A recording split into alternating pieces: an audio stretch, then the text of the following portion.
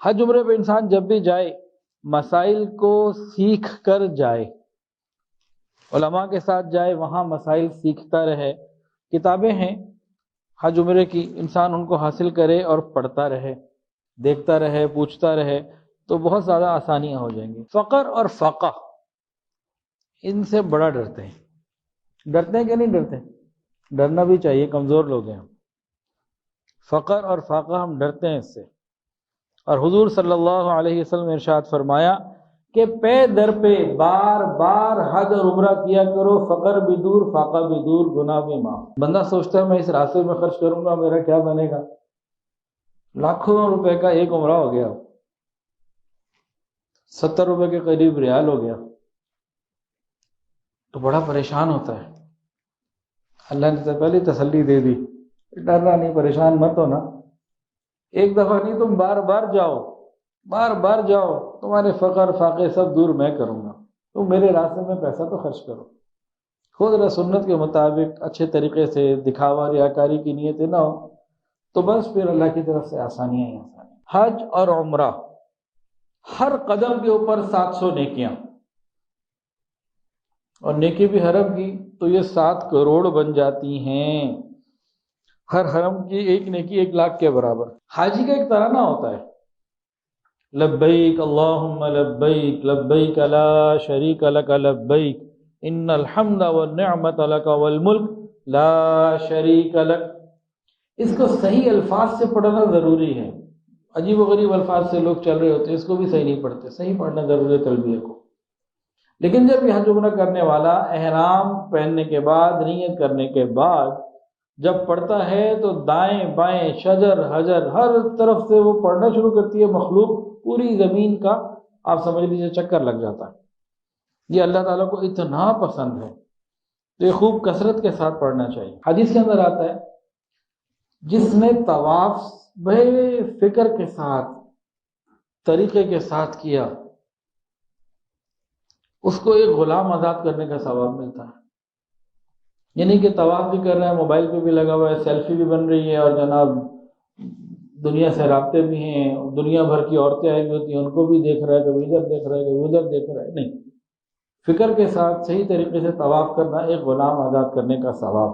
اور فرمایا جب بندہ ایک قدم رکھے گا اور دوسرا اٹھانے کے لیے آگے بڑھے گا، ہر قدم کے بدلے میں ایک گناہ معاف اور ایک نیکی کا ثواب۔ ہر قدم کے بدلے میں ایک گناہ معاف اور ایک نیکی کا ثواب۔ اب جو نیچے مطاف میں طواف ہوتا ہے نا، اس میں قدم تھوڑے ہوتے ہیں، پہلی منزل کے قدم زیادہ ہوتے ہیں۔ کئی لوگ ڈر جاتے ہیں جی اوپر نہیں کرنا، نیچے ہی جانا ہے۔ بھئی نیچے اگر رش ہے تو اوپر چلے جائیں، اللہ بڑے قدردان ہیں۔ ہاں دل یہ کرتا ہے کہ بیت اللہ شریف کے جتنے قریب ہوں تو اچھی بات ہے، وہ اپنی فضیلت والی بات ہے، لیکن اگر کوئی اوپر بھی کر رہا ہے تو ہر قدم کے اوپر ایک نیکی، ایک گناہ معاف، تو گھبرانا تھوڑی ہے، ہمت کرنی ہے۔ وہاں پہ یہ کہ حجر اسود، یہ پہلے تو حجر ابیض تھا، سفید تھا، ایمان والوں کے، مسلمانوں کے گناہوں نے اس کو کالا کر دیا، ابھی حجر اسود ہو گیا۔ اس کو بڑی تمنا ہوتی ہے سب کو کہ حجر اسود پہ جائیں اور جا کے بوسہ دیں۔ اب تو خیر وہ سسٹم ہی ختم ہو گیا، پرانے والے کووڈ کے بعد سے جتنی انہوں نے پابندیاں لگا دی ہیں، اور بعض جگہ تو میں سمجھتا ہوں کہ زیادہ ہی لگا دی ہے، ضرورت سے بہت زیادہ، اتنا نہیں کرنا چاہیے بعض چیزوں میں۔ تو حجر اسود کو جا کے بوسہ دینا یا دور سے استلام کرنا، دونوں میں اللہ رب العزت نے ثواب رکھا ہے، کوئی پریشانی کی بات نہیں۔ بعض لوگ یہ سمجھتے ہیں کہ جا کے اگر ہم نے بوسہ نہیں دیا تو کوئی ہماری کمی رہ گئی ہے، تو کوئی کمی والی بات نہیں۔ حج عمرے پہ جاتے ہوئے عبادت کا مزاج بنا کے جائیں۔ کس کا مزاج بنا کے جائیں جی؟ عبادت کا۔ ہم عبادت کرنے جا رہے ہیں، یہاں سے اپنے ٹائم ٹیبل کو ایسا سیٹ کریں کہ بھئی وہاں پہ لوگوں سے معاملہ اور رابطہ کم۔ کئی ہمارے احباب ہیں الحمدللہ جو حج عمرے پہ جاتے ہیں، یہاں سے جانے سے پہلے واٹس ایپ ڈیلیٹ کر دیتے ہیں اور دنیا کے رابطے کم کر دیتے ہیں کہ بھئی واپس آئیں گے پھر کر لیں گے۔ تو چلیں، جہاں تک مجبوری ہے، پھر جو لوگ ہیں دین کا کام ہے، لوگوں کو مسائل بتانے کو ضرورت ہے، تو وہ اپنا موبائل اگر ساتھ رکھتے ہیں تو بہرحال ٹھیک ہے، لیکن اگر چاہتے ہیں کہ عبادت زیادہ ہو تو اس شیطانی چرخے سے ذرا پیچھے رہنا پڑے گا۔ شیطانی چرخہ میں اس لیے کہہ رہا ہوں، موبائل فی نفس سے ہی اپنی ذات میں کوئی بری چیز نہیں ہے، اس کا استعمال اچھا یا برا اسے بناتا ہے۔ سفر میں اچھے اخلاق کا مظاہرہ کرنا اور نرم گفتگو کرنا اور خادم بن کے رہنا، یہ تین کام بڑے پیارے ہیں۔ اچھے اخلاق کا مظاہرہ، نرم گفتگو اور خادم بن کے رہنا، یہ تین کام اگر کر لیے تو بس پھر اللہ کے ہاں قبولیت ہی قبولیت ہے۔ شاعر کا ادب اور احترام یہ ہم پر سب پر ضروری ہے۔ شاعر اسلام، شاعر اللہ، یہ کیا ہیں؟ شاعر اسلام بیت اللہ شاعر اللہ، ان الصفا والمروہ من شعائر اللہ، صفا مروہ شاعر اللہ میں سے ایک عام لفظ ہے۔ شاعر اللہ کہتے ہیں کس کو ہیں؟ شاعر کا تعارف یہ ہے لفظی لغوی کہ وہ علامات، ایسی علامات جن کو دیکھ کر کوئی دوسری چیز یاد آ جائے جس سے اس کی نسبت ہے۔ وہ جو شاعر ہیں وہ بذات خود اتنے اہم نہیں ہیں جتنا وہ چیز اہم ہوتی ہے جس سے اس کو دیکھ کے وہاں نسبت چلی جائے، یاد آ جائے۔ شاعر اہم ہیں، لیکن شاعر سے زیادہ اہم کیا چیز ہے کہ ان شاعر کو دیکھ کے جو یاد آ رہا ہے۔ بیت اللہ کو دیکھ کے کیا یاد آئے گا؟ اللہ۔ قرآن مجید کو دیکھ کے اللہ رب العزت۔ جب ہم حرم میں جاتے ہیں تو صفا مروہ کو دیکھتے ہیں تو حضرت ابراہیم علیہ السلام اور مہاجرہ اور اسماعیل علیہ السلام کی قربانیاں یاد آتی ہیں۔ رسول اللہ صلی اللہ علیہ وسلم کو دیکھتے ہیں تو اللہ یاد آتے ہیں، حدیث دیکھتے ہیں تو رسول اللہ صلی اللہ علیہ وسلم یاد آتے ہیں، صحابہ کو دیکھتے ہیں تو رسول اللہ صلی اللہ علیہ وسلم یاد آتے ہیں۔ تو بڑی گہری نسبتیں ہیں شاعر کے اندر، اور اس شاعر کو دیکھ کے جو یاد آئے ان کے اندر آپس کی جو نسبتیں انمٹ ہوتی ہیں۔ ان شاعر کا ادب بڑا ضروری ہے۔ قرآن مجید میں اللہ فرماتے ہیں یا ایھا الذین آمنوا لا تحلوا شعائر اللہ، لا تحلوا شعائر اللہ، اے ایمان والو اللہ کی نشانیوں کی بے حرمتی نہ کرو، شاعر اللہ کی بے حرمتی مت کرو۔ حرم کی تعظیم جب تک امت کرتی رہے گی، یہ خیر کے ساتھ سلامتی کے ساتھ خود بھی رہے گی۔ دو باتیں سن لیجئے۔ پہلی حدیث، رسول اللہ صلی اللہ علیہ وسلم نے ارشاد فرمایا جب تک میری امت اس حرم مقدس کا پورا پورا احترام کرتی رہے گی اور اس کی حرمت اور تعظیم کا حق ادا کرے گی، خیریت سے رہے گی، اور جب اس میں بات باقی نہیں رہے گی تو برباد ہو جائے گی۔ رحمت للعالمین فرما رہے ہیں، ابن ماجہ کی روایت ہے۔ اور آج حج عمرے میں جانے والے جتنے بھی ہیں اکثریت کو دیکھ لیجئے شاعر اللہ کی تعظیم نہیں ہے۔ مطاف میں بیٹھے ہوئے فیس بک پہ لگے ہوئے ہیں، گیمز کھیل رہے ہیں اور جناب فلمیں دیکھ رہے ہیں، تاش کھیل رہے ہیں، یہ سب چل رہا ہے مطاف میں۔ اسی وجہ سے امت بدنام بھی ہے اور رسوا بھی ہے، پریشان بھی ہے کہ جن چیزوں کا ادب ہم نے کرنا تھا ہم نے نہ کیا تو اللہ تعالیٰ نے ہماری قیمت گھٹا دی۔ اور دوسری بات جو بہت اہم ہے، وَمَن يُرِدْ فِيهِ بِإِلْحَادٍ بِظُلْمٍ نُذِقْهُ مِنْ عَذَابٍ أَلِيمٍ۔ حرم کے اندر ایک نیکی کی جزا اللہ کتنی عطا فرماتے ہیں؟ 1,00,000۔ ایک نیکی کو 1,00,000 بڑھا دیتے ہیں، گناہ کو بھی بڑھاتے ہیں۔ ایسا نہیں ہے کہ گناہ وہی رہتا ہے۔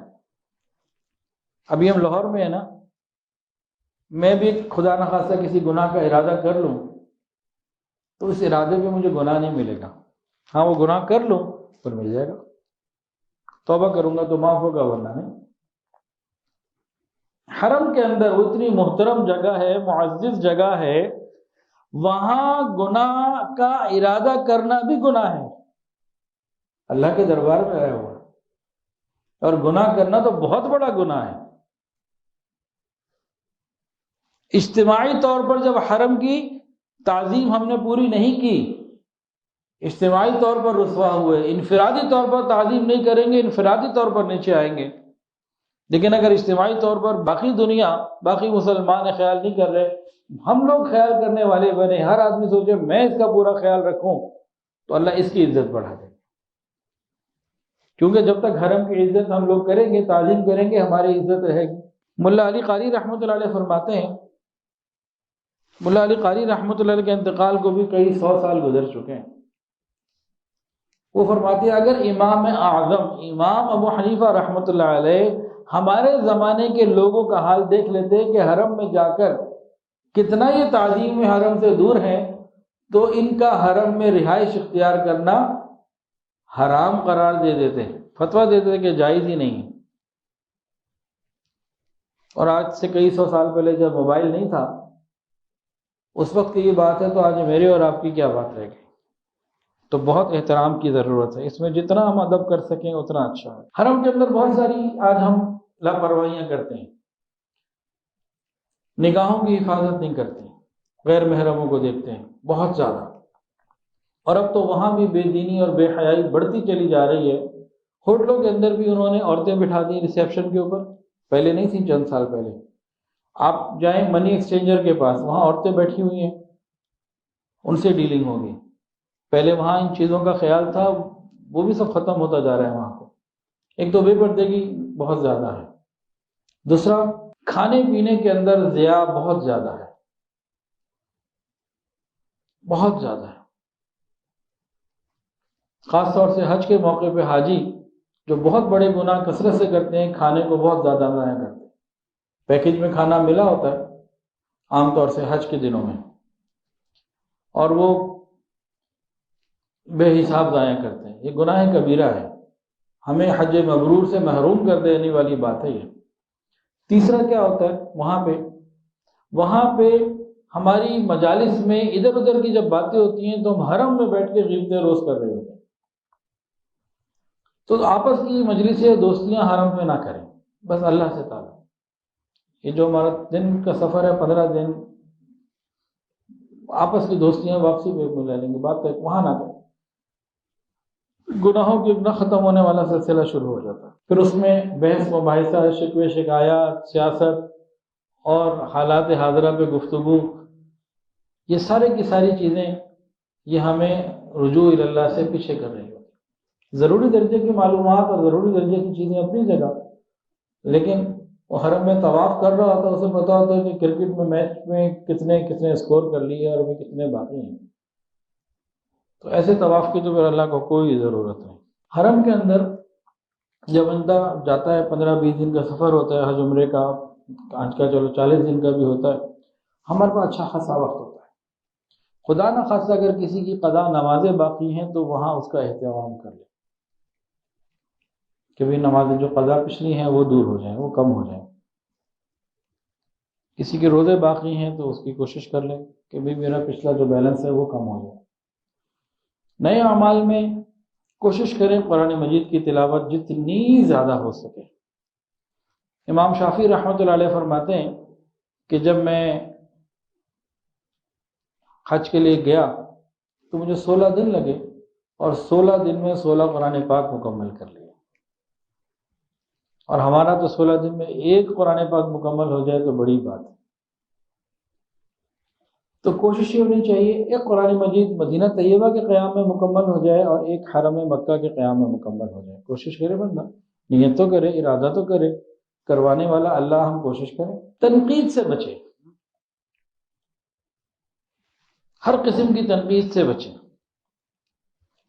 ہمارے لیے اتنا کم ہے کہ اللہ نے ہمیں بلا لیا، کتنی بڑی بات ہے ہمارے لیے۔